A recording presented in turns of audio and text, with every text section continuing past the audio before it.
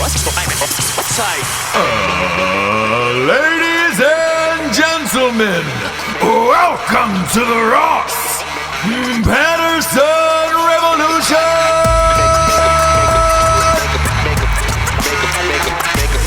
Brought to you by BlackRifleCoffee.com.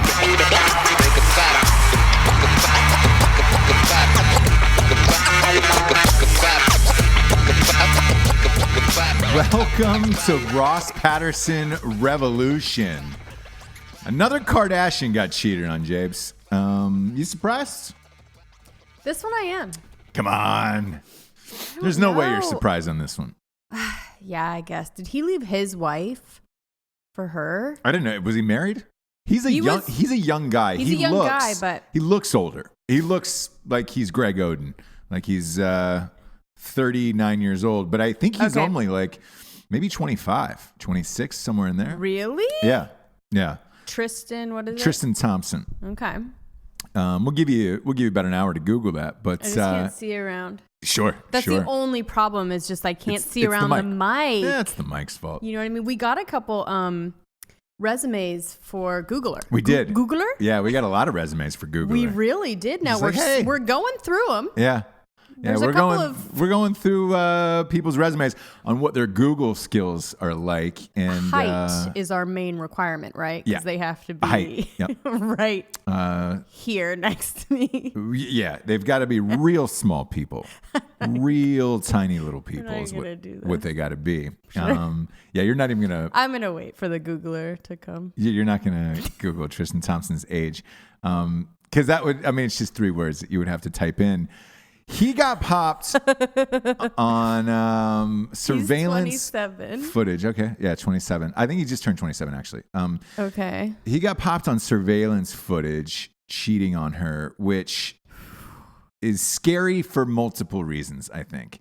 Okay. If you are famous, this is like bar footage from Eye in the Sky. This isn't a cell phone of like a fan trying to take a picture. Right. This is Eye in the Sky type shit. You think you're safe.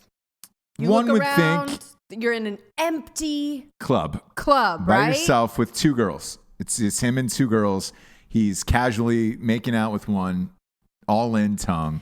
Motorboat in the other one. And it was so like junior high. It was very much like, you kiss. Yeah. Now you kiss. Yep.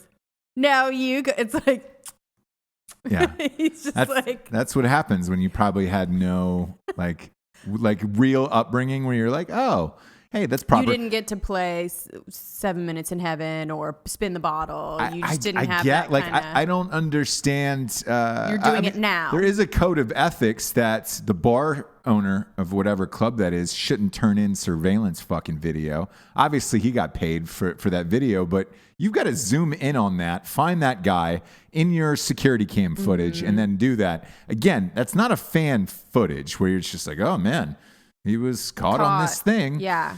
What's his name's Kevin Hart was like someone from outside the car zoomed in on like a cell phone. Do you know what I mean? Where it's like, you got to look around. Yeah. Are there people around, you know? Because to take it further, once he did take these girls back to the hotel, there is a shot from a paparazzi taking this girl back to the hotel. So that one's allowed because it's like, hey, man, you're staying with the team. You're on LeBron's team. There's going to be paparazzi everywhere you go. So you got to know that going in, unless something fucked up happened in their relationship that we don't know about. But the story that I read was that she's still having this baby that's due any day now in Cleveland. Why stay in Cleveland? If they weren't together, why would she be in Cleveland? Exactly. Unless they have an open relationship, which I highly doubt. Because the last one before him was James Harden. Point guard for superstar point guard, probably going to win the MVP this year in the NBA. And he cheated too, or what? No, she broke up with him. There was no reason given. Mm-hmm. I think James Harden though is about being the greatest player in the world, and was probably like, hey, I don't have time for the rest of this stupid shit. Yeah. Whereas Tristan Thompson, he starts dating her.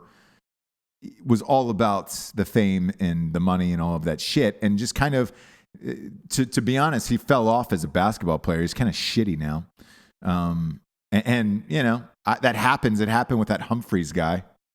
Yes. When he was married to Kim. Yes. And then they got divorced and he magically became a better player again. Right. I think James Harden was just like, I don't want to deal with this fucking bullshit. Like, cool. I'm out. I just want to be the greatest in the world, which he is. He's going to win the MVP this year. The guy before that was Lamar Odom. Right. Man, they haven't met a black superstar that they didn't like. They didn't want to hop on top. Boy, superstar NBA player. And Lamar Odom was great. Great player. Yeah. They start dating down the shitter, and then he ends up on drugs, out of the league, found ODing in a crack house and in a whorehouse. I don't know. There's no other explanation as to why a player that great fell off the ledge. Well, you meet his dad in the Kardashians. You do. Meet his weird dad that like. But he's always had addict. In fairness, he's always had that weird dad for the first 10 years of his NBA career. That never changed. So what you have to look at underlying factors that changed. The only one you can look at was Khloe. That's it. Kim's been married, 3 times now? Yes. Officially. Kanye. Right. That's a fucking meltdown. The other one, who's dating or married to Scott's the Disnick. Oh yeah. She doesn't go dark. She doesn't go dark, but that turned into a whole box situation. of fucking crazy. Actually, he's great, but yeah. He's hilarious. Is he a great dude? Probably not. No. He's not a great dude, but he's hilarious. He makes that show to me.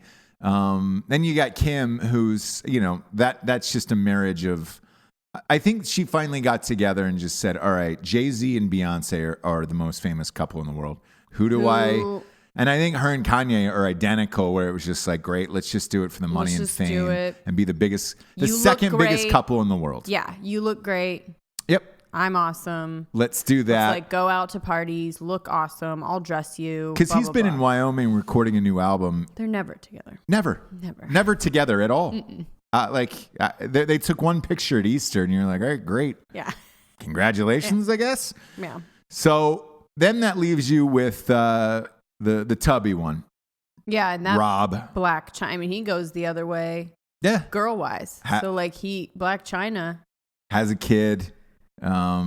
She's got sex tapes. The girl from last night dropped a sex tape online with Tristan Thompson and then deleted it. The footage was grainy, and then she deleted it and was just like, ooh, I've got something. So obviously this is a big cash play for her.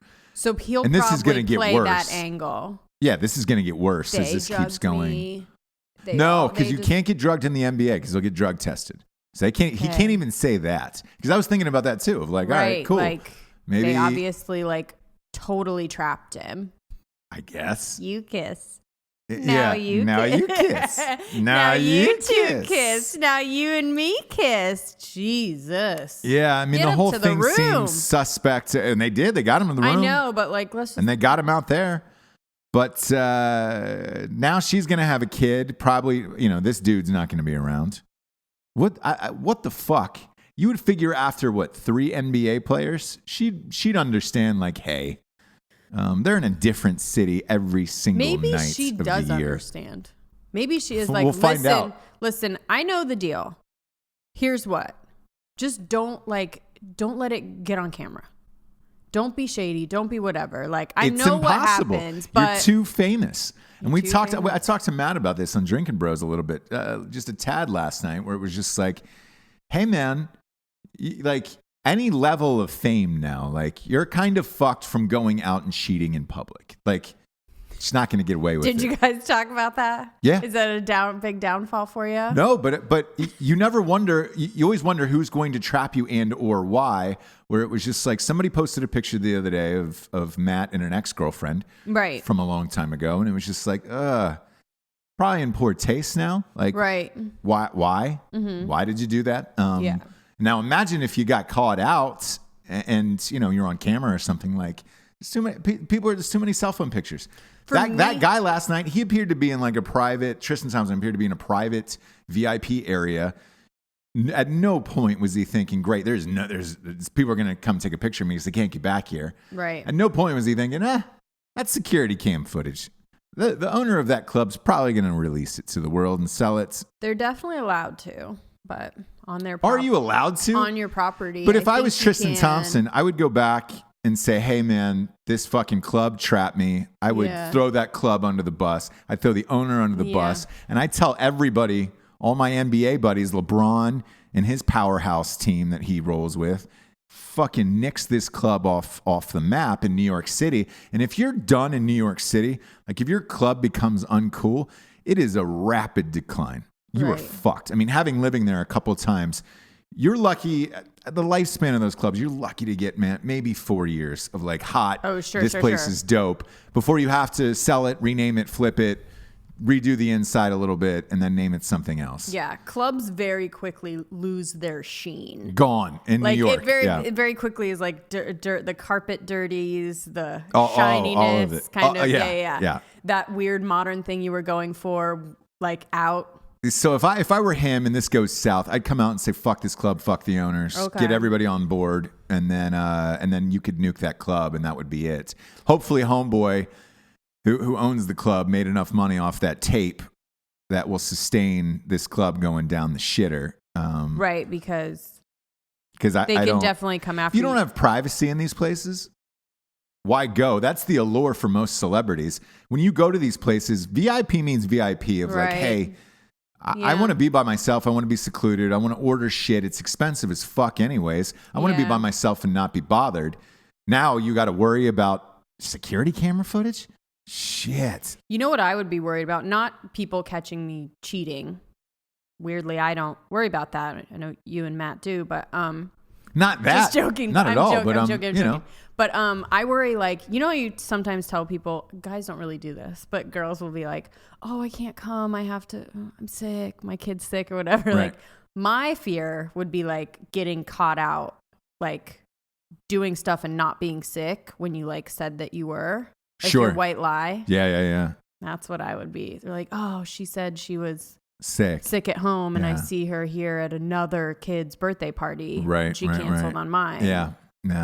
No, I get that's it. a little bit about me. Yeah, that's a lot. It's a lot of bit about you. Yeah, a lot of it about you. Yeah. You got a Masters shirt on today. I do. Look at that. Look at that. You got this for me? I did. Yeah, that story was so long and windy. I felt like I was there. It was amazing, wasn't it? I felt like I was every single last inch of the Masters. I want to. You know why? It was like hearing about someone's dream, to be honest, because a lot of people don't. For me, like I didn't even know what you were. I can't even fathom it. So it was literally like somebody telling me, like, I had this crazy dream last night. Totally. Which is why. So we got. So I think a lot of people are like, I don't even know how. Reason why I did. So when I posted a picture of me and my father, I got flooded with. That was one of the biggest posts I've ever had, and I get flooded with messages of.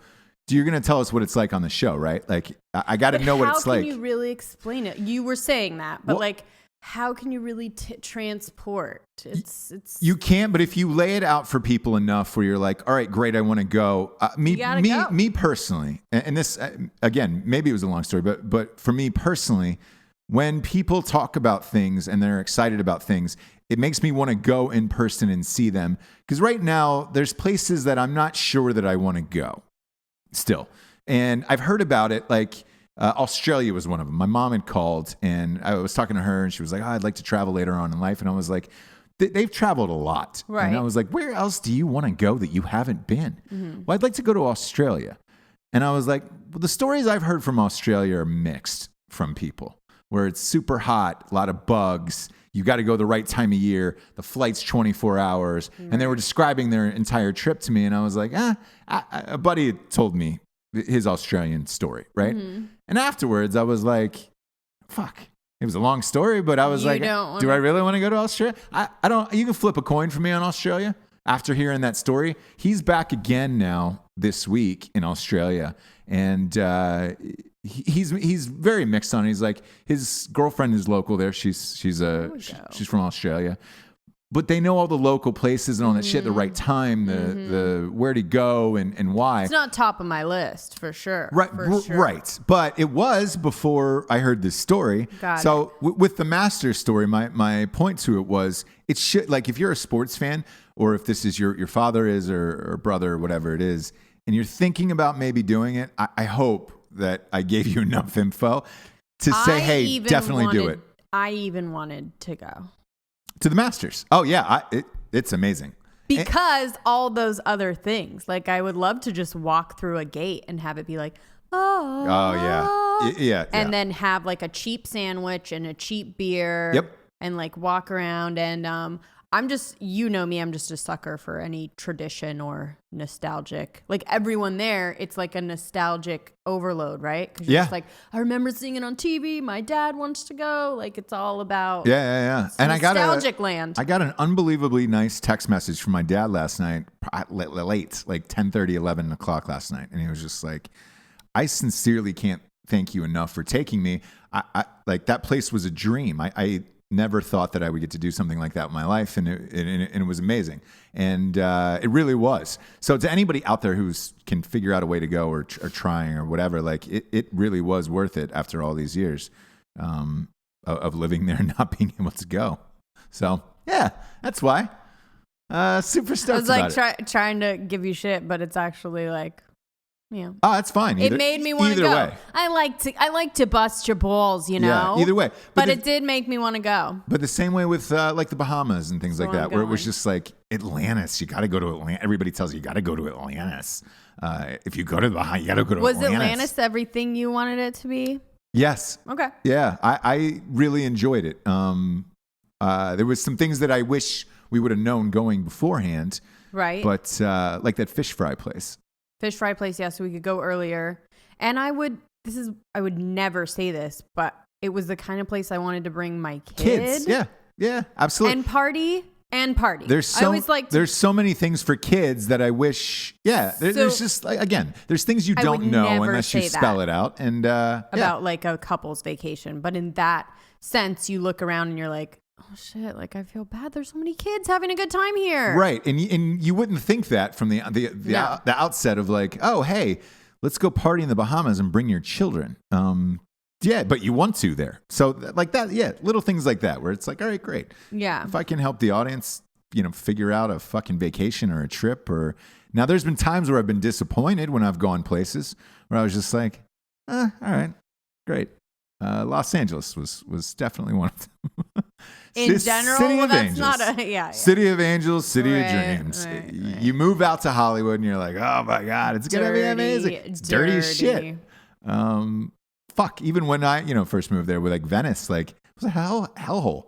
Even Venice always now. Liked Venice. Venice now is now even when it was a shithole, I liked it. It. Now it's gorgeous. Houses are minimum $2 million, but there's so much homelessness and traffic now.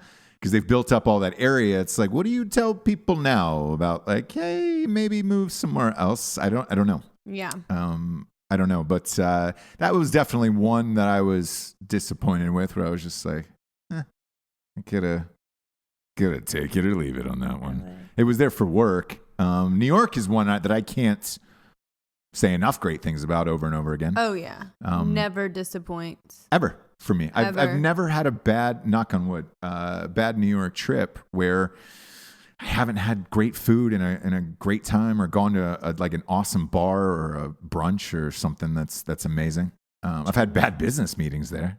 I'm sure. But I've had a lot of those.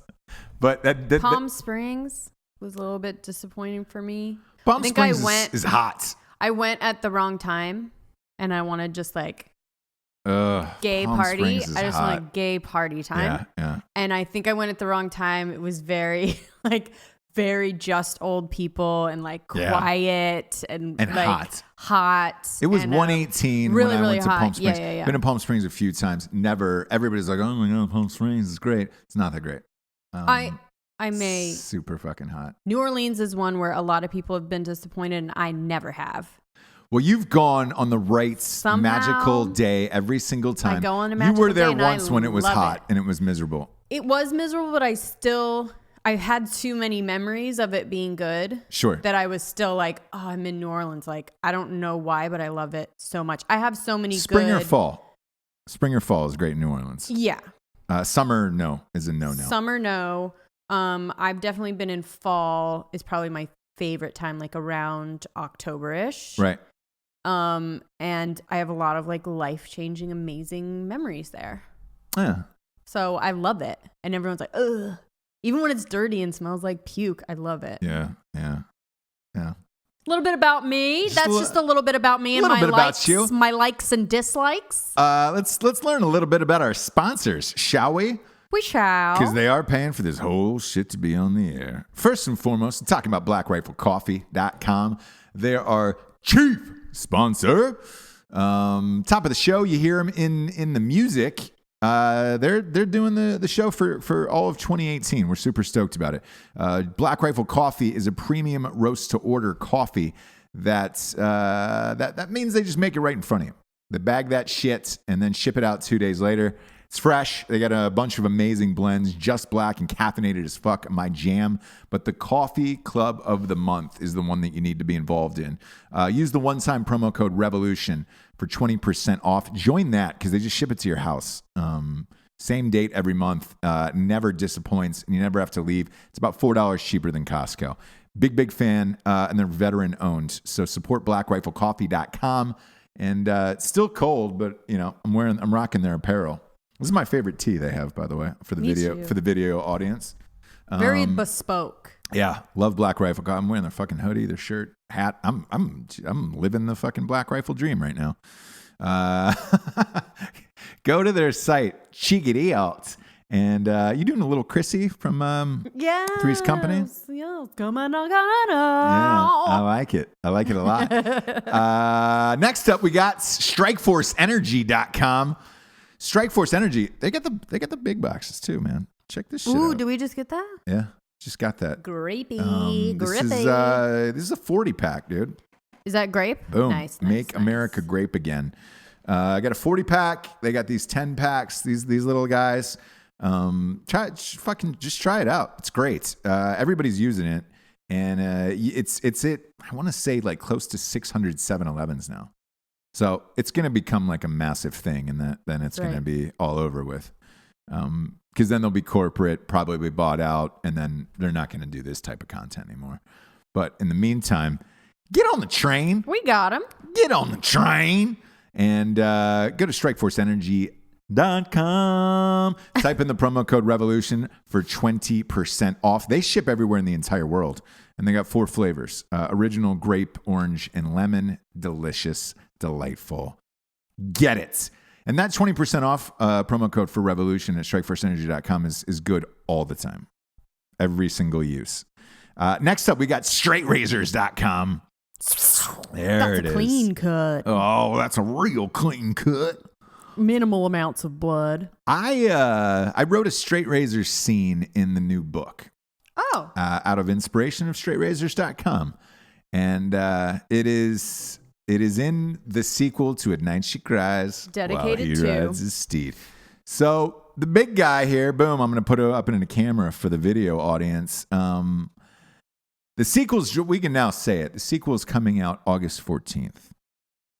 Ooh, we got a date. We got a date. So for everybody who's amped and has been hitting me up, I knew it was this summer. I didn't know what date. It is dropping August 14th.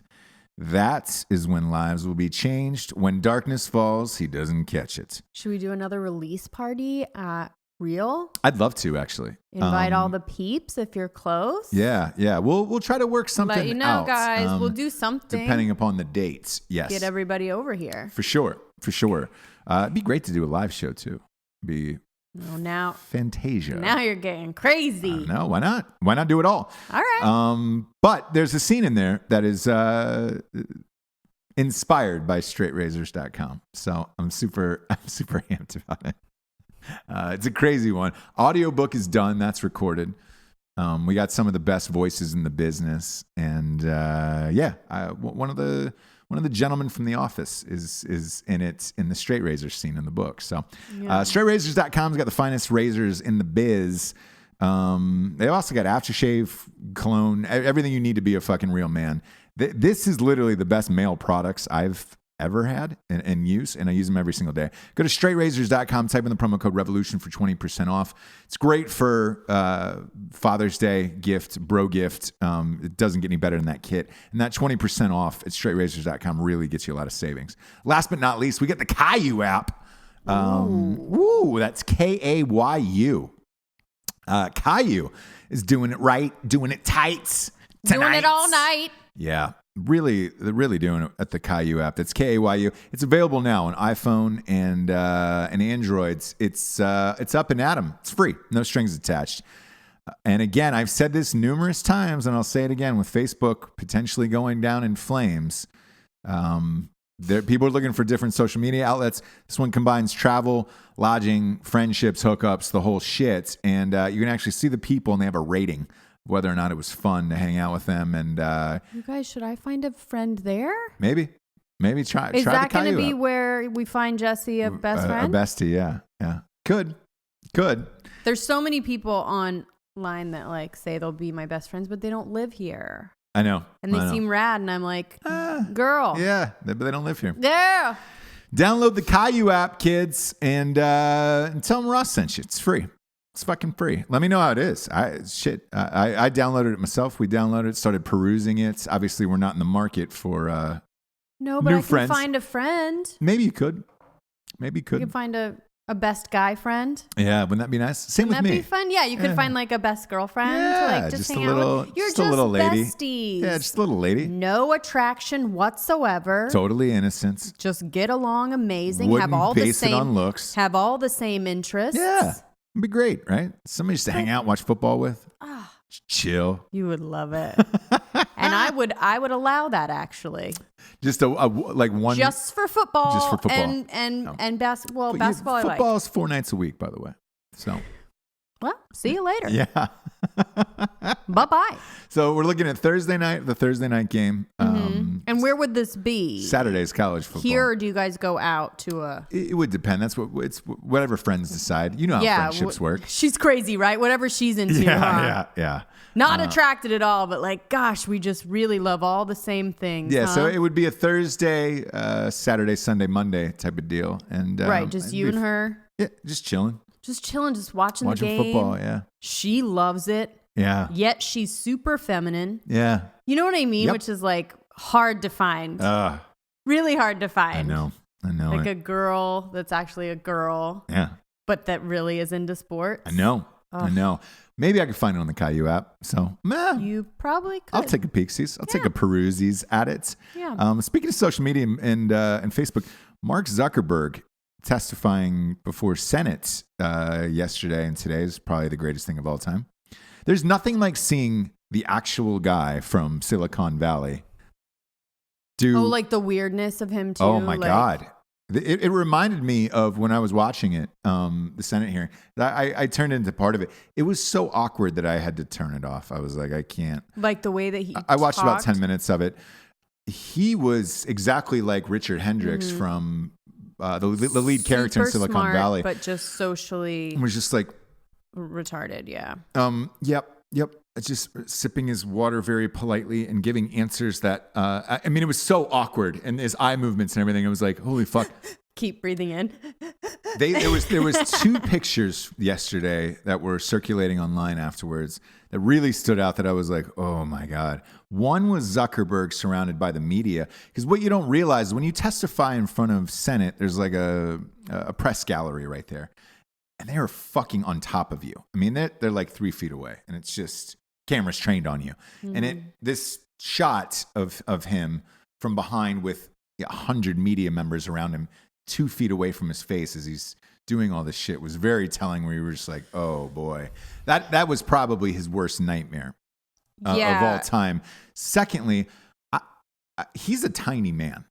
Mm-hmm. Very like thin. Richard, Exactly like the guy from Silicon Valley, like 5. They said he was 5'7". I don't know, but he had a cushion that was on top of the other cushion. So it looked like somebody had taken a couch cushion out of theirs and then put it on top of his chair so he could sit a little higher. Somebody sent you that picture. was on Drinking Bros or something. They're like, Ross, talk about this. Oh, yeah. I forgot who it was, and I told them, I was like, that's actually on tomorrow's show. That's crazy. And because I had seen that photo circulating as well. Everybody, it's become a meme, and it was just like, oh, shit. And then the questioning started. And the first guy, here's the fucked up thing about Congress, which these Senate meetings to me that are out in the open, it's almost like a public humiliation type of thing. I don't genuinely think that any of them want the real answers. They either want to come off as smart or witty, or they want to bury somebody for their own political aspirations on both sides of the aisle. Right. I'm not saying Republican or Democrat because it's both. But occasionally you'll get a couple of these guys who are asking questions that are great, where you're just like, oh, all right, fuck, that was really clever. And it was an interesting way to look at Facebook. And one of the line of questioning was, he goes, hey, Mark, how are you? He's like, great. Thanks for being here today. I appreciate it. And he goes, what hotel did you stay at last night? Mark Zuckerberg was like, I don't want to. And he's like, you probably don't want to talk about it, right? And he was like, no, I don't. Yeah, I don't want to tell people where I stayed last night. He's like, no worries. What restaurant did you eat at last night? Where'd you go in town? What restaurant were you at? And he was like, I don't see how this is relevant. And he goes, because it's too personal. And he was like, well, yeah. And he goes, great, because that's kind of what you're doing at Facebook. You're taking everything about people and their lives and selling it to someone else. Where you stayed, where you ate, everything personal about your life that you were uncomfortable with. Mm-hmm. Me asking you in these questions. You just gave all that, you sold that information to another firm so they could learn about all of the people on your site and where they're eating, living, and every single thing about their lives. So do you understand what privacy is? And I mean, I was like, oh. That was God. Question one. Yeah. And then you had people like Ted Cruz who came up. Ted Cruz. God. Ted Cruz. One is a dirtbag. I don't really think he believes in all the shit he believes in. But two, he is smart. Like, even though I don't like Ted Cruz, he's a smart guy and he's kind of witty. Like, his Twitter account, sometimes like he'll go after people and it's pretty funny. Yeah. And it's kind of witty. And he also doesn't give a fuck what people say about him. No. Which makes him like even more dangerous. But which Not is dangerous, which but, is like, strange crazy. to me because he's running for re-election this year, and it's like one would think he would pull it back in a little bit, but he didn't give a fuck. So he went after it, Zuckerberg, from like a right perspective, of like a conservative perspective of, why are you banning so many conservative websites? Well, I'm not. Have you ever not hired anybody for being conservative or whatever? And he goes, no. Mark Zuckerberg's like, no, we don't hire anybody based on political beliefs. Mm-hmm. And he goes, great. How about, and he named this chick's specific name, whoever this was. And Mark Zuckerberg just stopped and was like, I can't tell you why we fired her. And he was like, why not? Mark Zuckerberg was like, it was a personal reason, and it had nothing to do with politics. And you were just like, oh boy, because we know that Twitter and Facebook are shadow banning people for their political beliefs and all of that and shit. Definitely it's not happening to a lot of our friends that have. There's no way. Conservative views. And he, Mark Zuckerberg, to his credit, was just like, look, I understand that everybody in Silicon Valley is left, very left. And he goes, we try to do otherwise. And it's like, no, you don't. Mm-hmm. But when Evan and Matt were up there at Facebook, somebody was being reprimanded they walked in on a meeting where somebody was being reprimanded for having a gun on one of their shirts, or it said the word rifle or something on one of their shirts, and was just like, boy. After watching this little charade, nothing's going to change at all. But they're talking about maybe putting a paywall up for Facebook where if you want to keep your information private, you pay a fee. And it's like, dude, once you start paying fees and shit like that towards these sites, you're already paying for advertising just to try to get things out to people. Like, can we just be done with Facebook and move on? Can somebody just start a new platform just in chronological order? No advertising, no hiding shit from people. Like, just the best content wins, and we'll see what happens from there. Like, that would be great. I'm done with it.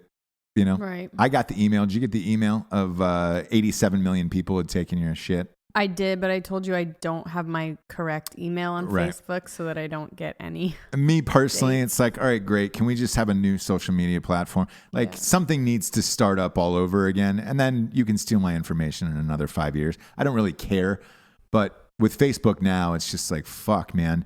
What I did find interesting is I also got an email from Google last night. Mm-hmm. And Google said, hey, we've modified our account settings for privacy. Would you go through and do these? Would you like to check them? If not, you can click no. And I was like, yes, I want to see what your privacy things were. Did you have to put anything in? Password or? Yeah, my username and password was already in. It was for like a Gmail account. Because you have to have a Gmail account for YouTube. Our video shows go up on YouTube. And I was like, yeah, I'll take a look at it just to see what you're grabbing from me. Those motherfuckers were getting everything. Yeah. My location. Mm-hmm. So I had to turn the location off. Videos, all of my video history of YouTube that I'd ever looked up, every Google search I've ever used was being tracked and recorded. Mm-hmm. And I was like, fuck. Because you hit like delete on things and you're like, oh, I can clear my browser. And that way Google's not going to follow me or wrong. Yeah, you got to watch out for those cookies. Fuck. What are cookies? I don't know. Okay. I don't know. It's just another way to steal your information. Explain cookies to you, Jesse. Yeah. No, I don't know. I always see it too. And I'm like, I'm not the most tech savvy guy. I don't know what cookies means. I know it's like a plug-in and it's like it steals your information and we're tracking you as you go on about your day in the internet. And I went through, I had to check off, it was like 10 things where it was like, what the fuck, bro? Your calendar, they knew everything about me, essentially, that I didn't know before this had happened to Facebook. And I'm assuming it was a preemptive strike for Google to do this because they're next. And let's face it, Twitter's probably next after that, where it's like, all right, guys, what are we really stealing from me? Because Twitter's got a thing now where if you watch a video, you have to click it and say, do you agree to give Twitter your information about the following things, your whatever? And it's like, I guess I just want to watch this 10-second video about a dude stuffing a frog in his mouth. But yeah, I mean, whatever, if that's going to get me to watching the video faster. So God knows what the fuck they're taking from us. Right. But that Google thing. Everyone does it though. Everyone. Like Netflix, you were saying like, oh, what's next? Like Netflix did this like competition to find like the best like algorithm. Right. So they gave all of your information to a bunch of young like coders and they all like came up with the best like algorithm that they use now. But first, all that information was given to a bunch of people. Do you know what I mean? Like, sure. But I will say this. Here's why Netflix isn't getting buried like the rest of these companies for these privacy issues. What you watch. Right. And that system of what you watch and your demographic has been in place for 60 years with the Nielsen ratings. Right. So essentially... So that's not a bad thing. No. So essentially it's just the Nielsen ratings. Now, do they have more information than the Nielsen ratings do? Yes. Because they can tell you, they're tracking what time you stopped in a movie. Yeah. And also it's your age and where you live and your... Yeah. You know what I mean? Like, and I don't... Basic things. I don't necessarily mind that. I don't like... Me personally, I don't like algorithms for anything. Just because they've never gotten it right. Mm-hmm. I feel Netflix has been maybe the closest, but there's still shit that I search for and I'm like, oh, fuck. I didn't know that was on Netflix. Why didn't that just pop up? Right. So I don't like algorithms for whatever reason. They never get mine right. And I think my likeness of like pop culture things between music and television and movies is so scattered all over the place that I don't know how you could really peg that down. Mm-hmm. Like if it was music, let's say a music station was tracking me, like a music site was tracking me, for example, like Spotify or something like that. I don't know that they would be able to get it right. Although that's Time Capsule thing. Time Hop has gotten it right. Time Capsule got it right. Pandora for me sometimes will be like, oh my gosh, you're reading my mind. Sometimes they won't, but I like the algorithm aspect of it to try and find things that I might like. Yeah. Not that they've ever gotten it. You know, they don't have to get it right every time. I just like I like the effort. You like that the effort. I don't have to put in. You applaud it. You applaud the effort. I laud it. Yeah, I laud it. Yeah. Taking off the A You're off that? lauded. That's a word. It is. It is a To word. be lauded. Yeah, absolutely. You're lauded for your. Yep. Nah, love all of it. Love all of it. But for me, they just don't get the fucking algorithms right. So They get sometimes right. Good enough. But I can do that on my own. I don't. You and I are so different in this. I'm the good on that. ongoing Yeah. Debate Well, again, of I don't care what's out there unless I murder someone. Right. And I want to get away with it, and I don't want my Google searches out there, and I don't want whatever. I don't mind if you try and sell me stuff based on things I've bought before. I really don't. Hey. Again, I may like it, I may not, but I laud the effort. Yeah. You applaud the effort. You applaud the effort. I don't think laud goes in that sentence. That is something right I will look up. I want to talk about this Andre Ingram story last night. That was amazing to me. It was one of those rare moments where I got caught up in a moment where I was just like genuinely happy for a stranger to the point of tears, where I was just like, oh my God, this is the most amazing thing of all time. A guy named Andre Ingram, who plays in the D League, the development league for the Lakers, played in the development league for 10 years. To put it in perspective, what the D League is, it's a lot like the minor leagues for baseball. It's shitty. You play in arenas that typically no one cares about. Maybe there's a couple hundred people tops. You're on a bus every single night going from city to city to city. The money's not great. You have to have another job in the off season to support it, but it's kind of your only way to make it to the NBA if you're going to make it. Or you could live overseas and play for Lithuania or China and hope that your stats are good enough and somebody finds you. What do they there. always do? Italy, right? Yeah, Italy. Italy's the big one in China. Right? Yeah, if they're gonna play Italy, China, Lithuania. There's a lot of them that are big over in Europe. Europe basketball is huge. You play in Europe though. In China, you're playing in front of big crowds.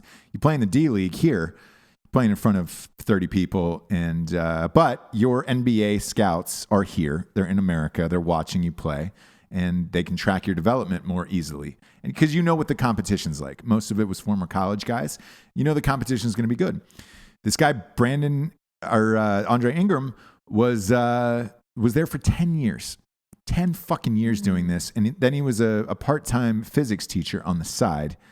2 games left in the Lakers season. He gets called up. They've videotaping it.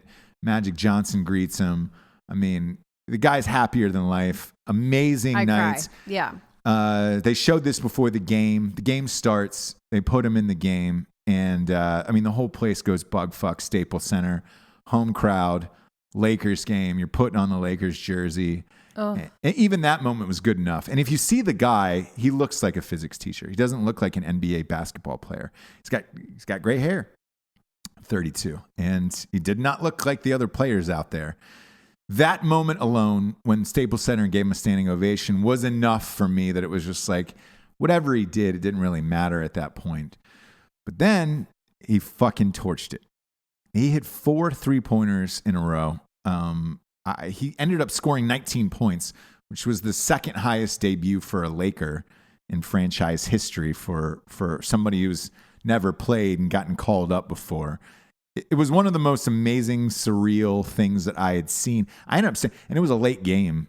It started 10:30 here. I ended up staying up till, 12:31 watching this guy and rooting for him, like hoping he would go back in the game. And he just kept bombing 3-pointers. I love it. It not only was it an amazing moment, but he was the player of the game. They interviewed him after the game about his experience, and he was just like, I can't believe it. This is a once-in-a-lifetime moment for me. He goes back into the locker room. The coach gives him the game ball, and I cry over that sitting stuff. On the couch. I teared up. I broke down. When you've been working that hard, Man. and you actually get to witness somebody's. Do you know what I mean? Sometimes it's like you get a promotion at work, and it's like that's awesome. But like when you get to witness a moment that we all can rally relate around to and like want in different ways in our lives, but to see it like actually play out and work out and like, someone be lauded. Yeah. But no, like that I cry. I mean, that's even like, amazing. If they're in a parade that they've like tried really hard for, anything, literally anything that you've worked super hard for, and you get to see that one moment, tears. Incredible. So watching that last night was totally unexpected, and I was just like, oh shit, because I was like, I'll flip it on and just watch the beginning. I just want to see him go into the game, like Yeah. And God, if it didn't work out. I know, like if he would have went like 0 for 12 or didn't have any points. Yeah. Instead, it was the opposite, and he was bombing 3-pointers that were like way outside the arc, like Steph Curry style, and it was just like, holy shit. So now there's one game left in the year. They're gonna play him, and I hope he crushes. So that way he can get a contract and make the team next year. Because I stories of people working that hard and being rewarded for it are few and far between. And it's like, man, I love rooting for people like that. I don't know anything about this guy. And then I heard his story. And then all of a sudden I was like, shit, yeah. Go for it. And they interviewed Reggie Miller after the game, who's a Hall of Famer, one of the all-time greats. He was calling the broadcast, and they were like, Reggie, would you have made it? Would you have done it in the D League? Let's say you hadn't made the NBA or gotten drafted. Would you have gone through the hell that this guy had gone through? And he goes, no. Because I'm going to be honest, I would have taken my college education, maybe given it 4 or 5 years tops, and then gotten a job like a normal person and moved on with my life, because I would have said that dream is dead. And this guy didn't. And it's an incredible story. I hope the next game is televised, just so I can watch it. Yeah, take place. Watch this guy one more time, and I hope he fucking lights it up. It would be awesome to see. I love that shit. I know. Same. You know what else I love, Jables? Mariah Carey's craziness. Do you? I love it so much. It's too much. I've never for not me. loved it. It's She came out as bipolar today. Really? Yeah. Why were there not enough people paying attention to her that day? That wasn't too shocking to me for some reason. No. No. You? No, and also like the weight gain had to be from some kind of medication, and I didn't know if it was. I thought it was pills. I would have said so it is pills, but it's obviously. But like the fun kind. I would have. I said definitely like, thought hey. it was fun, eating, not giving a shit. Yeah. But it's definitely from her bipolar medication. I'm sure. Yeah. Because that and shit's do you rough. come out as bipolar? Are you born bipolar? I mean, it's just like, is that a thing you come out with? Do you need to tell people? Or? I think so. I remember Catherine Zeta-Jones came out as bipolar as well. And it's, if you've got these fucking weird moods and all this shit's going it's good on, to have at some point, yeah, of like, all right, cool. She's bipolar, so at least maybe you don't seem like an asshole. Right. That still does not excuse the bodyguard for trying to sue her for sexual harassment. Because again, if she's bipolar, that's going to be even a better time for you. Like, that fucking guy can get fucked. But when I heard the news, I was like, oh, all right, cool. Why at 47 she decided to come out and do it? I don't know. But that's also kind of like Ricky Martin coming out as gay. You're like, we know. We knew. Yeah. We know, girl. We knew. We know you're crazy. It's just what type of crazy? Oh, okay. Thank you for giving us the name. Yeah. Doesn't change at all how crazy I think. And then she got the lap band surgery, so she's thin now. And new year, new her. Yeah. Yeah. No, she looks drastically different. She was getting up there for a little bit. Sure. But now she's 47, lap band surgery. Jeez. Bipolar. That's old as shit. Perfect, rich, perfect recipe for somebody out there to come swooping in, She does have a young boyfriend. White or black? He looks Latino. Huh, okay. Tanaka? You guys know what I'm talking about. You just call him Taco? Tanaka. Tanaka. That's, whatever, that's his name. You guys know. That's a Japanese name. You guys know what I'm talking about. Tanaka's a Japanese name. I think it's his last. She calls him by his last name, something. Taka. Not gonna be work here anymore. Yeah. I don't know. I don't know what her fucking story is. She's got 2 kids with Nick Cannon. Mm-hmm. Twins. Walking into a whole stitch like that. Tanaka, yeah. Brian Tanaka, you fucking asshole. Brian Tanaka. Mm-hmm. Is he what, Japanese then? Oh, yeah. I think he's like... That's what I said. Tanaka's a Japanese name. You're right. Sorry. But he's one of those... Jesse, you can't just start lumping all the races together because he's they're the brown. kind of Asian that like you can't really tell. Almost like a light Filipino. Well, Brian is definitely not a traditional Asian name. Although we'd like it Tanaka to be. is, I guess, right? Tanaka, yeah. Yeah. So, yeah. You know what I want to write? He's of some kind of descent, but you know how I feel about the Asians. Asian descent. Love them. Oof. Yeah, love them. Big fan. Every time I get sick, I have their hot and sour soup. You do. I love it. Although I was disappointed with that fortune cookie the other night. What did it say? Don't spit in the wind. Don't spit into the wind. Yeah. What the fuck, bro? Like, if you're gonna write fortune... That was really if you're going to be low level. Yeah, if you're gonna write fortunes, come out strong. Like, know that this is probably going to change a lot of people's lives, and everybody's waiting for that fortune and be like, all right, fuck. Yes. Maybe something awesome will happen to myself, or I'm going to find the love of my life, or whatever that's going to be. Don't give me a fortune that says, don't spit in the wind. Don't spit into the wind. What the fuck is that? Into the wind. Yeah. Jessie's sharpening up her Asian accent because she's playing one of the Asians in super racist. Yeah, you're playing Samantha Davis, and I am. Yeah, I am working on the R's and the L's, if you know what I mean. Yeah. You got real good at it though. We did record. We were finished recording the audiobook as well. It's recorded. Bunch of actors came in and might have even had an Oscar winner for Harriet Tubman. Not going to say who. We signed an NDA with everybody that just said we wouldn't say who they were because the book is extremely aggressive. If that says anything about the book, that these people were like, you can't say you can't use our name. Who I am. And if you recognize it, we can go, meh. Yeah. You know, like if you say, oh, is that whatever, I can say, maybe it is, maybe it isn't. Wink. Yep. But that's about it. Yeah. And then I was trying to think if that had happened to me before. And the answer is yes, by the way. It happened to me on another project, and I'm not allowed to say which one, but it was Mary J. Blige. Who did...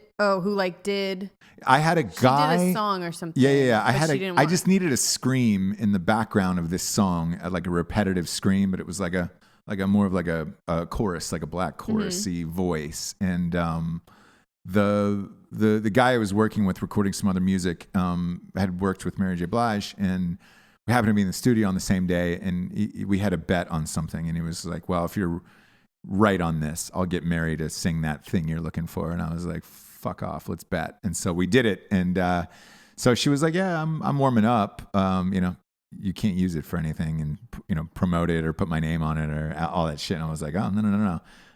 Because that project was pretty aggressive, but yeah, sure, it was.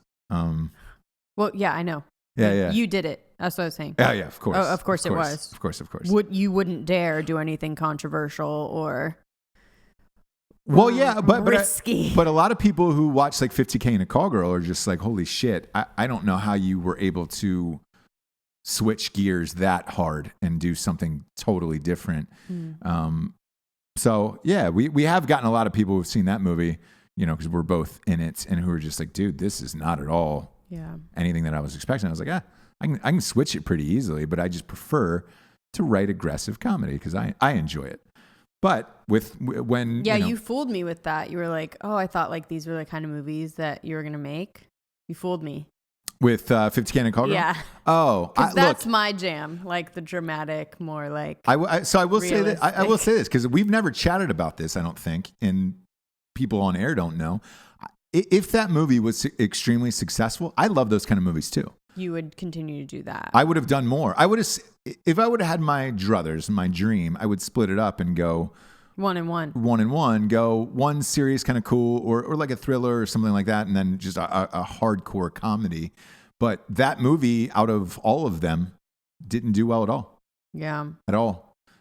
Critically, probably the best critical movie I've been in or been a part of or whatever. And everybody who's seen that movie is like, holy shit, that changed my life. Right. But it's, you've got it. That's a movie.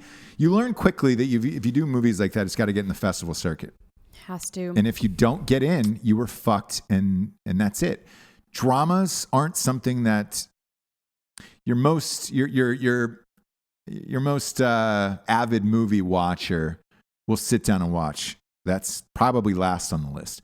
I would say, comedies first, or action movies first, comedies second, maybe animated underneath that, and then you have your, dramatic movies. Mm-hmm. Let alone if you're an independent dramatic movie, because usually they're blow hard fest where it's just like, you're sucking somebody's dick, you're shooting bags in the wind, or the classic hand out the window. Oh yeah, you know what I'm saying? Independent shot. The one who did the best job of making fun of that whole independent film circuit was a movie called The Comedy by the guys who did good. It's Eric and Tim and Eric. Tim and Eric, yeah. But I think it's Tim, right? Both were in it. Both were in it? Yeah.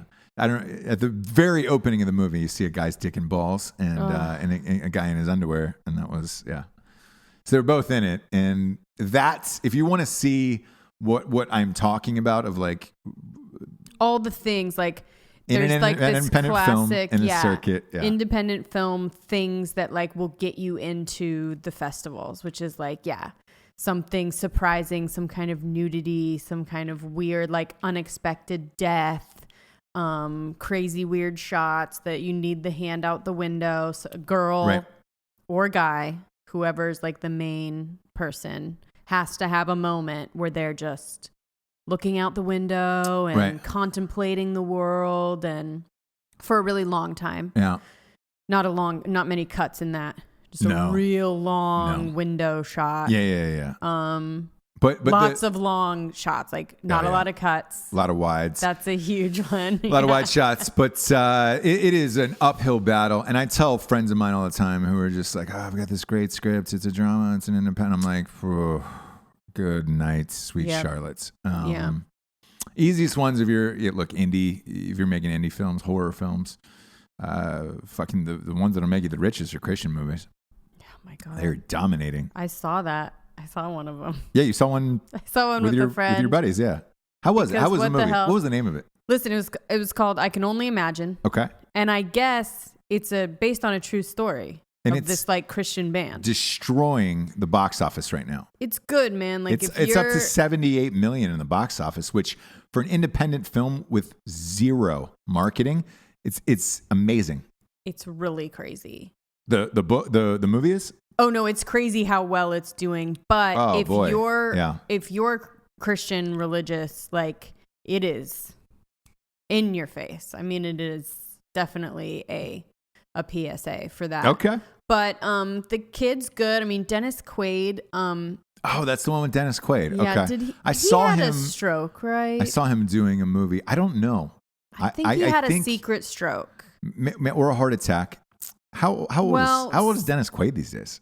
He's got to be in his 60s, right? Definitely. Yeah. But he looks awesome. Still looks great. He's always looked awesome. Still looks great. Always been jacked. But I thought he had a heart attack wouldn't do this. I haven't seen him act in a movie in a while. Exactly. And when you do, it's kind of like, so he's 64.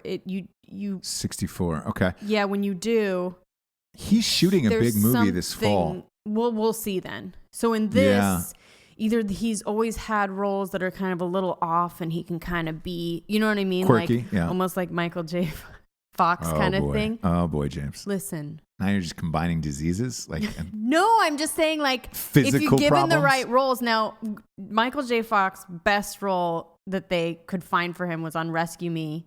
He was this like crazy guy in a wheelchair, right? That was like this hardcore, like competitive, crazy, like would fight and shit. He like, won a bunch of awesome. Emmys and shit like awesome. that. Yeah. So stuff like that, where like the things that I've seen him in, he's been kind of either like a drunkard or like a real old man or something, where they like have him. His movement's really weird and his like the way he talks weird. So in this one, same thing, drunk, made him a lot older than he is. And I don't know. Have I just not noticed that Dennis Quaid speaks weirdly and like out the side of his mouth and walks a little strange? I don't know. But I'll have to see him. I think maybe he's had some kind of secret stroke of some kind. Gotcha. Although he's doing great, you could just kind of tell that something happened. Well, let me know if you guys know. But I'll say this: the project that he's attached to that's supposed to shoot in the fall is the Ronald Reagan biopic, and I think he's playing Reagan. Perfect. So, look, that's a big lead, showy role. So if there is something wrong with him, you'll definitely be able to see it in that if it moves forward. Yeah, but, and I could be totally wrong. We'll find out. Yeah. We'll find out. So anyways, so this movie was, it was good, but no way showy. There was no famous people besides him. Well, that's the formula. You get one famous guy, and then very Christian heavy. But I didn't hate it. It was definitely watchable. Right. Like the formula of those movies is very good by the Sure. book. It moves along exactly how you want it to, and it's fun. All right. Well, just saying. 78 million in the box office. Let's get to the revolutionary figure of the day, shall we? We shall. This one's a sad one. Oh. This is going out to Mitzi Shore. She was the founder of the Comedy Store. She passed away. Mother of comedy, yeah. Yes, she passed away yesterday, and she's Dang, also really? the mom of Pauly Shore. She died in L.A. after she had this like unknown neurological disorder for years. People knew that it was going to happen, and she was in hospice. And I heard Monday he actually took her over. She wanted to go to the Comedy Store one last time. No. So they took her, to see the Comedy Store one last time, and she built that place. And I mean, for those of you who don't know how big the Comedy Store is in LA, that was the ultimate. I mean, you're talking of Robin Williams started there, Richard Pryor, Letterman, Leno, Jim Carrey, Chris Rock, Arsenio, Roseanne, Louis. The list goes on and on and on. Everybody's been Rogan, there. Yeah, I mean, I've it's still the premiere. So the place. And when I moved to LA, I performed there a couple of times, and I didn't get to talk to her. She was kind of this mystical figure, but like she gave me like a nod when I came off of like, you did good, and you were like, oh shit. You definitely knew who she was.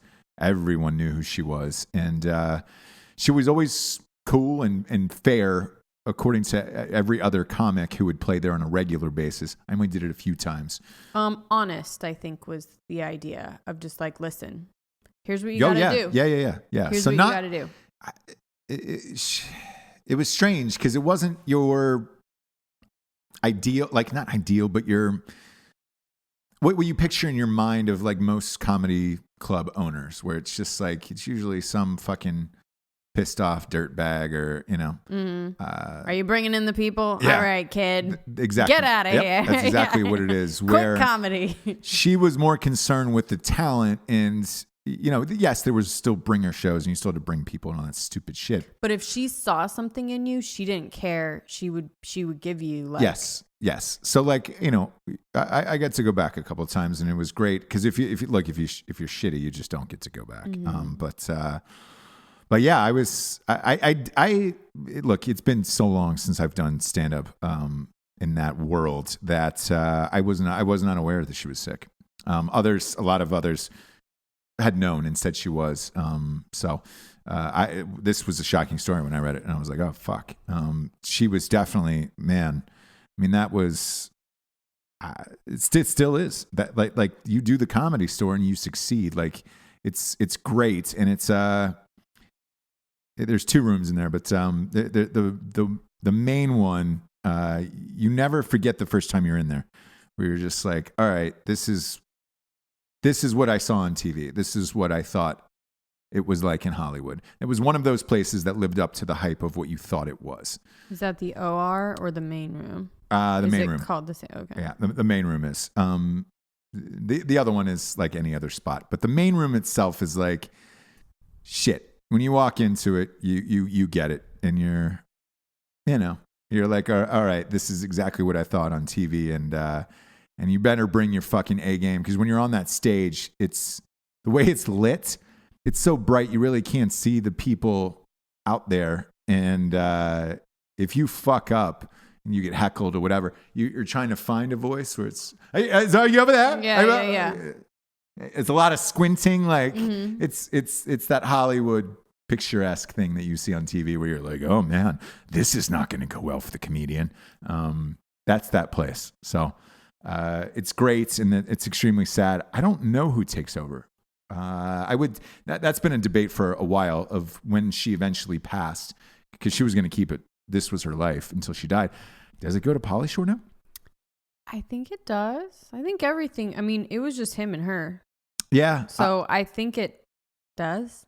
So does, as far as like owning it, but they've had other people managing that are like, gotcha, basically in her role for a long time. She hasn't been active in it. So as far as like him being the Mitzi that finds people, right? No. Yeah. But to be fair, I don't know that there is those people that find people anymore, where it's just like, it's about social media and bringing the crowds now. So I don't know. But if he does, look, best of luck to him. I love him. I know you do. His story's been public for a while now, that he's struggling with something. I don't know what the fuck it is. Disease-wise or something? Or mental disorder. Something is fucked up. And there's been a couple people commenting about it of like, hey, he's got this really sad, dark story. And I'm just like, and they were like, you should have him on the podcast. And I was like, if he's in town, I will. I would love to. And he does do comedy here, actually. Yeah. So if he is around the area, we will. But I don't know what's going on. But apparently he's been super honest and open about it in documentaries and interviews. And I'm like, shit, I feel bad. I almost feel bad making fun about him because I don't know what it is. So. Yeah, no, we're not making fun of it. Like, you can see it in like Pauly Shore Stands Alone and like the documentaries that he's making himself, editing himself, doing everything. They're really good. They're on Amazon and different places like that. But he kind of goes into all the Mitzi stuff, all of his stuff. It's nothing really other than like depression and things that you could understand, like how big he was. He was everything. Oh yeah, he was that dude for like a good almost 10 years. Yeah, probably. And then to just go to where he is now because of like a couple really bad business decisions, essentially, and needing to like go back, take care of his mom. And he loves being that guy. And he's open about being I loved being that big and that famous. And it sucks for me now on the way down, to not be this way. And I'm just being really honest that I get fucking depressed. Yeah. And like, it sucks. And you're like, okay, like I wish people would say that. Like, cause my God. Yeah. Wouldn't it? Well, we talked about it last show about Joaquin Phoenix, which is the exact opposite. It's a guy trying to run away from fame, where it's just like, again, you get into this business knowing you're going to be famous and all of that shit. Right. Yeah. Pauly Shore loved it. Like Pauly Shore. I love it. And it's not, unfortunately. Well, he's just not quite good enough, and people got tired of his shit, and he saturated the market, and he made some bad. In my opinion, though, I differ with a lot of Hollywood people on this, a lot, where I think if you create one shtick or iconic character or brand, you should be happy with that the rest of your life and not run from it, because you're lucky to get. He wasn't one thing. No, I know. Yeah. But there is a million other people on TV shows now, currently, friends that I've had, who hate the role they play or hate that people come up and talk about their characters, or, love one character and all that stuff, where it's like, you should be so lucky to have that. So lucky. You should talk to Pauly Shore, because he's still doing the weasel on stage. Do you know what I mean? Yeah. Loves it. He wants to still be doing it. For those people who are like, I need to quit because I'm just like, I'm not fulfilled. Right. With like creatively, it's right, like, how much are you making? Hey, what's your steady job? Yep. What's your apartment in New York? But it's just like, I feel like there's something else out there for me. Guess what? Once you quit that job, it's fucking over. Nothing else. Yeah, nothing else out there. There's nothing else out there. So I forget whether I said it on this show or that other interview I did the other day, but somebody asked me about making the St. James books into a movie or TV show. I would love for it to be an HBO series with The Night She Cries. It's a 5-season the second book picks up where the last one left off, all that shit. I'd love for it to be 5 seasons. If I got to make it the way I wanted to, and I walked away and that series was awesome and everybody called me St. James Street James the rest of my fucking life. Love it. I'd be good with that. I will go a step further and say I would get it tattooed on me. That's how proud I would be that I created at least one lasting character that will live with people for a long time and be super fucking stoked about it. Yeah, our motto is stay on brand. Yeah, stay on brand. Stay on brand. That's it. Don't mess with me. Yeah. If you were supposed to do drama, you would have been doing drama. Drama, girl. Sorry, you were meant to be, you would have been doing. Yeah. Yeah. What voice is that? I don't know, but I like it. Super racist, this show. I don't know what voice it is. I like it, though. We'll have to put it in the next audiobook. Okay. For Jessie Wiseman, a.k.a. the Jables, I am Ross Patterson. This is The Revolution. Good night, everyone. Good night.